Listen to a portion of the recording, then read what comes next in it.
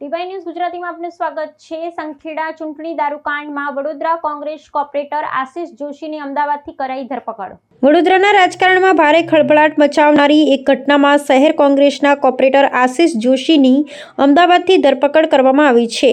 અમદાવાદની રામોલ પોલીસ દ્વારા કરવામાં આવેલી આ સઘન કાર્યવાહી ચૂંટણી દરમિયાન નોંધાયેલા વિદેશી દારૂની હેરાફેરીના એક જૂના કેસના સંદર્ભમાં કરવામાં આવી છે।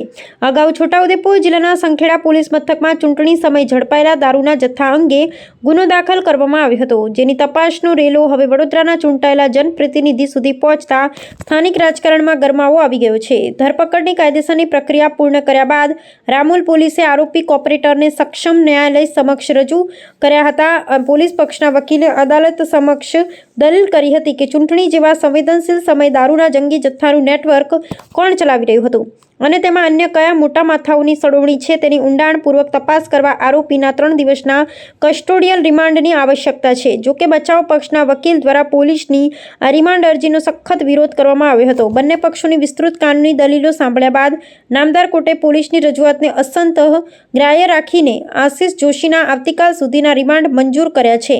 હવે આ રિમાન્ડ સમયગાળા દરમિયાન તપાસનીશ અધિકારીઓ દ્વારા આરોપીની સઘન પૂછપરછ હાથ ધરવામાં આવશે, જેમાં દારૂકાંડના આખા આંતરજિલ્લા નેટવર્ક અને અન્ય સંડોવાયેલા લોકોના નામ ખુલવાની પ્રબળ શક્યતા છે।